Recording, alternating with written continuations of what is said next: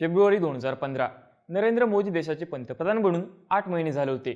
यावेळी राष्ट्रपतींच्या अभिभाषणावरती संसदेमध्ये बोलताना मोदी यांनी एक स्टेटमेंट केलं होतं। मोदी म्हणाले होते की मनरेगा हे काँग्रेसच्या 60 वर्षांच्या अपयशाचं सर्वात मोठं उदाहरण आहे।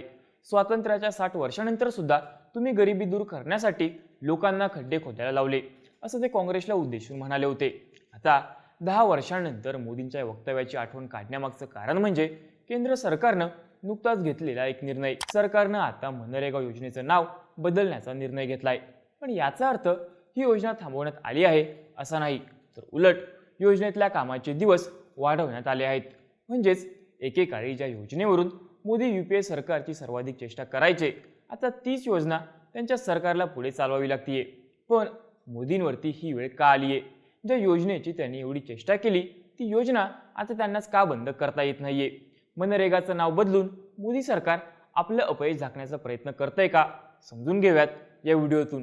नमस्कार, मी चैतन्य आणि तुम्ही बघताय बोल भिडू। सगळ्यात आधी सरकारचा मनरेगा योजनेचं नाव बदलण्याचा निर्णय काय आहे ते बघू। मनरेगा म्हणजे Mahatma Gandhi national rural employment guarantee act. शुक्रवारी 12 डिसेंबरला केंद्रीय मंत्रिमंडळानं या योजनेचं नाव बदलून पूज्य बापू ग्रामीण रोजगार योजना हे नाव ठेवण्याचा निर्णय घेतला। यासोबतच या योजनेतल्या कामाच्या दिवसांची संख्या वाढवण्याच्या विधेयकाला सुद्धा मंजुरी देण्यात आली आहे। आधी मनरेगा अंतर्गत कामाच्या दिवसांची संख्या 100 एवढी होती, आता ती वाढवून 125 दिवस करण्यात आली आहे। मनरेगा योजनेची सुरुवात 2005 साली तत्कालीन पंतप्रधान मनमोहन सिंग यांच्या नेतृत्वाखालील यूपीए सरकारनं केली होती। या योजनेअंतर्गत ग्रामीण भागातल्या प्रत्येक कुटुंबाला एका आर्थिक वर्षामध्ये 100 दिवसांच्या कामाची हमी दिली जायची। सरकारच्या या योजनेचा उद्देश ग्रामीण भागातल्या गरीब कुटुंबांना रोजगार देण्याचा होता। मनरेगामध्ये 18 वर्षांवरची कोणतीही व्यक्ती रोजगारासाठी अप्लाय करू शकते। या व्यक्तीला रस्ते, तलाव, कालवे या संबंधीची कामं दिली जातात। ही कामं देणं सरकारची जबाबदारी असते। कामाचं वेतन थेट मजुराच्या बँक किंवा पोस्ट ऑफिसच्या खात्यामध्ये जमा केलं जातं। पंतप्रधान मोदी त्यांच्या सुरुवातीच्या कार्यकाळामध्ये या योजनेवरून काँग्रेसवरती प्रचंड टीका करायचे। ही योजना म्हणजे यूपीए सरकारच्या अपयशाचं जिवंत स्मारक असल्याचं मोदींनी म्हटलं होतं। अनेक भाजप नेत्यांनी सुद्धा ही योजना म्हणजे पैशांची उधळपट्टी असल्याचं जाहीरपणे म्हटलं होतं। पण आता वेळ अशी आली आहे की मोदी सरकारला ही योजना फक्त चालू ठेवावी लागत नाहीये, तर तिच्या कामाचे दिवस सुद्धा वाढवावे लागतात। पण सरकारवरती ही वेळ का आली?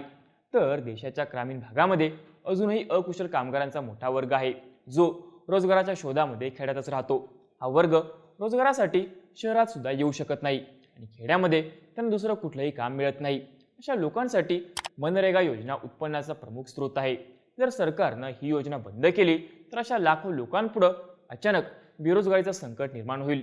त्यामुळं सरकार ही योजना बंद करण्याचा निर्णय घेऊ शकत नाही। उलट मोदी सरकारच्या काळामध्ये मनरेगा योजनेचं बजेट वर्षानुवर्ष वाढत असल्याचं चित्र आहे।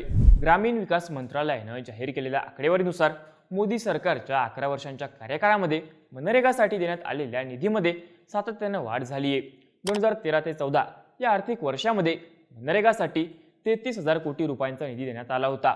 आता 2025 ते 26 या आर्थिक वर्षामध्ये मनरेगासाठी तब्बल 86,000 कोटी रुपयांचा निधी मंजूर करण्यात आलाय। ही योजना सुरू झाल्यापासूनचा हा सर्वाधिक निधी आहे। एका आकडेवारीनुसार या वर्षी या योजनेमध्ये 4,40,00,000 महिलांनी सहभाग घेतला। गेल्या 5 वर्षांपासून मनरेगामध्ये महिलांचा सहभाग सातत्यानं 50% वर राहिलाय। 2013 ते 14 या आर्थिक वर्षामध्ये मनरेगातल्या महिलांचं प्रमाण 48% इतकं होतं। या आर्थिक वर्षामध्ये ते 58% पर्यंत पोहोचलंय। म्हणजेच काय, तर मनरेगामध्ये निधी वाढवण्यासोबतच महिलांचा सहभाग सुद्धा मोठ्या प्रमाणावरती वाढतोय।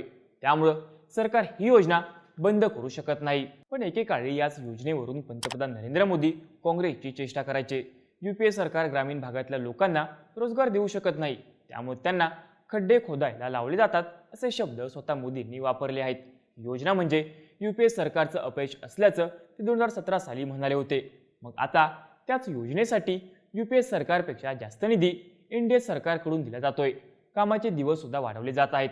मग हे एनडीए सरकारचं अपयश नाही का, असा सवाल सुद्धा आता उपस्थित केला जातोय। यूपीएच्या काळामध्ये मनरेगा योजनेचे फायदे कामगारांपर्यंत पोहोचत नव्हते। 100 दिवसांच्या रोजगाराची हमी आहे, पण प्रत्यक्षामध्ये 40 दिवसही रोजगार मिळत नाही। फक्त 7 ते 14% कुटुंबांनाच पूर्ण 100 दिवसांचं काम मिळालं असे आरोप भाजप नेत्यांनी केले होते। त्यावेळी उत्तर प्रदेश, बिहार आणि महाराष्ट्रासारख्या राज्यांनी या योजनेसाठी बजेट न मिळाल्याचा मुद्दा सुद्धा उपस्थित केला होता। त्यानंतर भाजपने सत्तेत आल्यावरती सुधारणांचं आश्वासन दिलं होतं, पण आता 11 वर्षांमध्ये प्रत्यक्षात तसं झालं का, हा मोठा प्रश्न आहे। सध्या विरोधी पक्षांचं सरकार असलेल्या राज्यांकडून मोदी सरकारवरती मनरेगाच्या निधीमध्ये जाणीवपूर्वक विलंब केल्याचा किंवा निधी रोखून ठेवल्याचे आरोप होत आहेत। पश्चिम बंगाल, केरळ आणि तमिळनाडू सारख्या राज्यांनी केंद्र सरकारवरती राजकीय सूडबुद्धीनं निधी रोखत असल्याचा आरोप सातत्यानं केलाय। ममता बॅनर्जी यांनी नुकतंच एका रॅलीमध्ये मनरेगाच्या नवीन नियमाबाबतचं केंद्र सरकारचं एक पत्र फाडलं होतं। त्यांनी मोदी सरकारवरती पश्चिम बंगालचे अंदाजे 7,500 कोटी ते 52,000 कोटी रुपये थकवल्याचा आरोप केला होता। दुसरीकडे केंद्र सरकारचं म्हणणं आहे की त्यांनी फक्त अशा राज्यांचा निधी रोखलाय ज्यांनी सरकारच्या निर्देशांचं पालन केलेलं नाही। केंद्रीय मंत्री शिवराज सिंह चौहान यांनी यावरती स्पष्टीकरण दिलंय। सरकार कोणताही राजकीय भेदभाव करत नाही, सर्व राज्यांना समान निधी दिला जातो। एका आकडेवारीनुसार मनरेगा योजनेअंतर्गत ग्रामीण कुटुंबांना दरवर्षी 100 दिवसांच्या रोजगाराची हमी असताना सध्या सरासरी फक्त 50 दिवसांचा रोजगार मिळतोय। 2024 ते 25 या आर्थिक वर्षामध्ये फक्त 40,70,000 कुटुंबांना 100 दिवसांचं काम मिळालं।